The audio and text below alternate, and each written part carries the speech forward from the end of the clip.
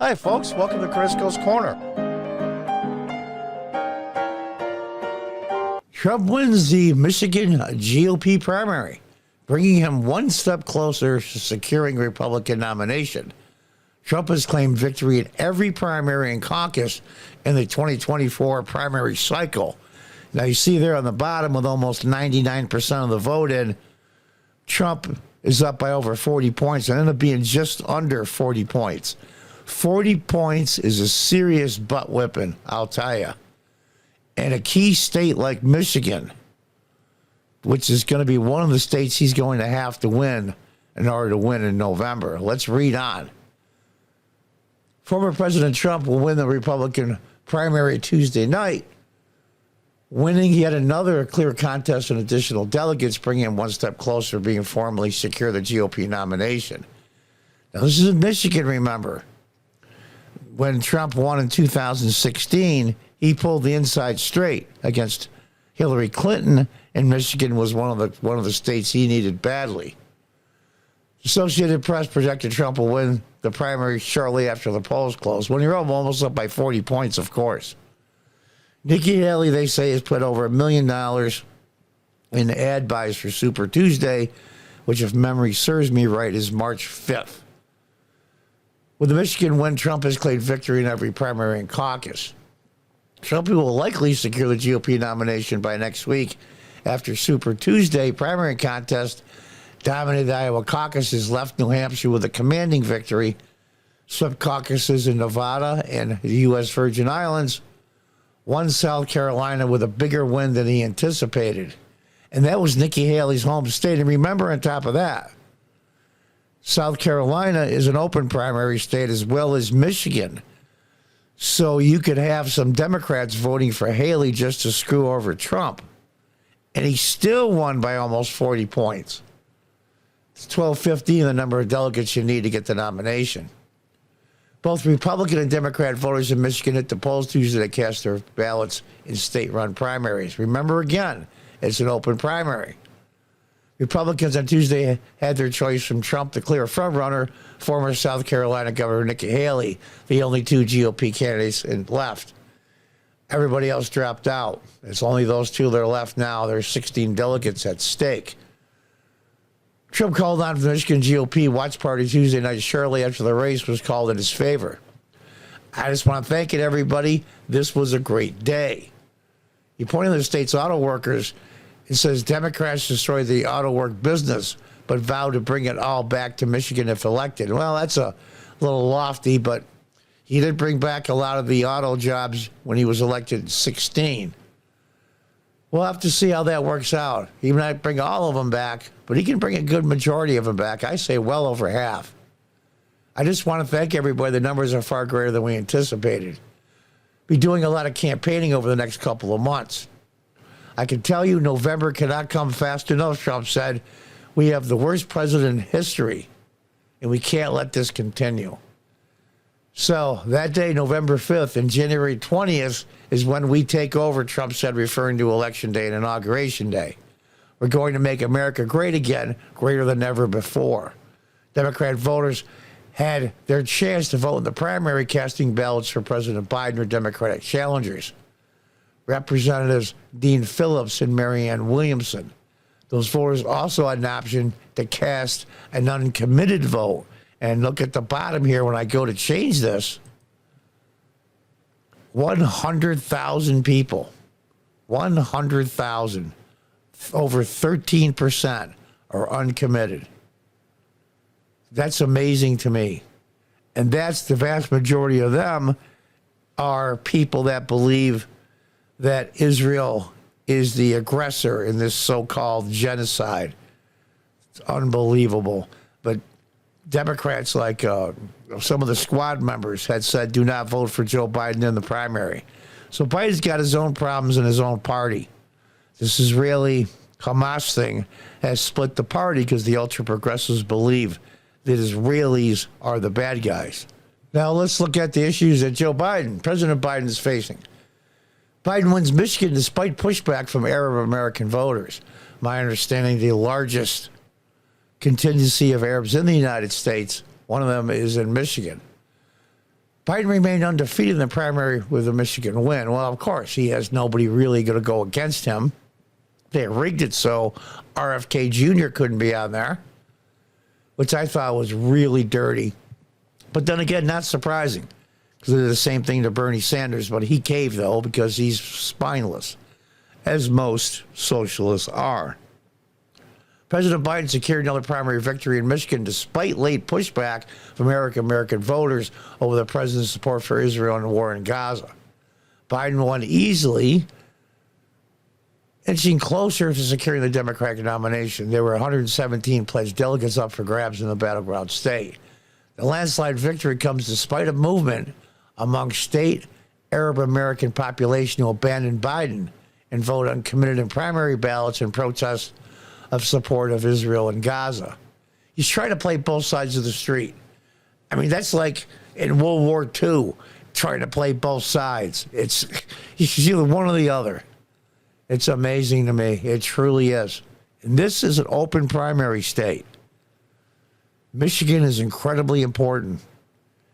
I don't think Trump can win the presidency without Michigan. The protest was supported by Rashida Tlaib, one of the squad members, who said Tuesday she was proud to vote against the president in the primary election when calling for a ceasefire of hostilities in Gaza. When you have this is worse than the Never Trump rhinos, 10 times worse than Never Trump rhinos, is the progressive left Democrats. Hi, everyone, it's Rashida. I was proud today to walk in and pull a Democratic ballot and vote uncommitted. We must protect our democracy. As you can see from the numbers on the bottom there, 100,000 uncommitted. That is a huge problem for Biden.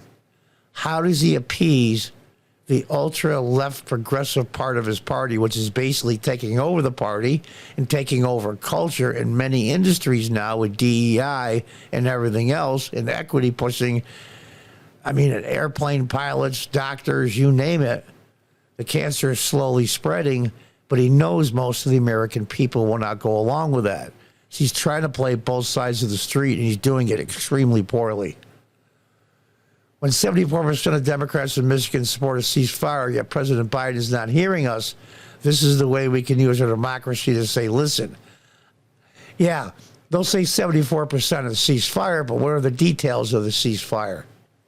Nevertheless, Biden emerged victorious again in his bid to represent the Democrat Party, setting up a potential rematch with his former President Donald Trump. Yeah, keep pushing it, moron. You got to be kidding me, right? You know, it's like a ceasefire during World War II. It's just not going to happen.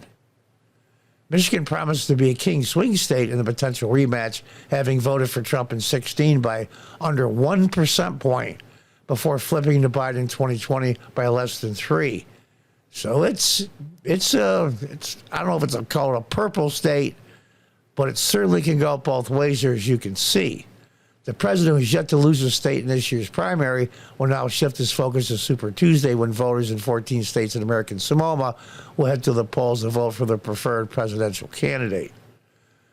The results continue to an all but certain rematch in 24, with Biden expected to win a Democratic nomination to face off against Trump, who was a commanding lead. Now, I'm going to show her there because this is Biden's problem. The ultra-left progressives are actually the president now, in my opinion. They're the ones that put out policy from the White House. Don't let anybody kid yourself. It's not Joe Biden. First of all, he's not smart enough.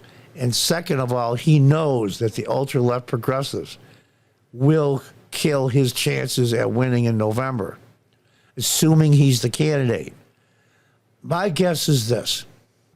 After Super Tuesday, which is March 5th, of my understanding, if President Biden does not drop out, in other words, pull his nomination for president, say by the 20th of March, we'll say beginning of spring, which is not that far away, 3 odd weeks away.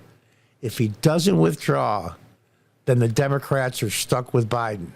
And all this talk about Kamala Harris, Gavin Newsom, and everything else would just go by the wayside. 20,000 votes for Phillips. That's amazing to me. So that means that we're looking at over 16, close to 17% of Democrat voters voted for uncommitted or for Phillips. It's amazing. So this genius here, if I'm a Democratic operative or I'm high up, we'll say in the White House staff or in the Biden campaign, I'm looking at her and going, what the frick are you doing? What the hell are you doing? These people are committed. There's a video around years ago from 2016, before she was a Congress member, being escorted out by two security people, screaming and hollering at a Trump rally. These people are nuts. And what gets me more than anything, as a citizen of the United States, born and raised here, it really burns my ass, is the fact that her and a lot of the other squad members that were brought here from other countries, in her case Palestine, are so ungrateful for what they were given here in the greatest country in the world. If this place is so bad, it's so ridiculously evil, then why did you come here? Because where you were living was untenable. And this, you were welcomed with open arms. Many of these immigrants got free educations in college. They certainly got free public school education. It's just amazing to me that they were just treated so well. And this is their welcome. This is their thanks for this country opening its doors to let them in. One thing I hate more than anything else is somebody that's ungrateful and is not loyal. You should be loyal to the oath you took when you were given the oath to become a Congress member. It's incredible to me. But this is Biden's problem. And I hope it festers. And I hope it grows. Can President Trump pull the inside straight like he did in 2016? I think yes. And Michigan is the key to that. And they're making it so Biden will lose. Well, congratulations. You shot yourself in the foot repeatedly at every given opportunity. We'll see how this turns out. With all the court cases, Trump's going to win the nomination in about 3 weeks. Excuse me, about 2.5 weeks, March 5th. So we're going to see what happens. But once he gets the nomination, the PR is going to change a lot in the American people. They're going to see this is the candidate. And they're putting their opponent in a race for the presidency, trying to put him in jail and trying to bankrupt him. One thing the American people still believe in is fairness. And they see this as incredibly unfair. And I believe it's going to backfire worse than it already has. What do you think? And until next time, God bless, goodbye, and good luck.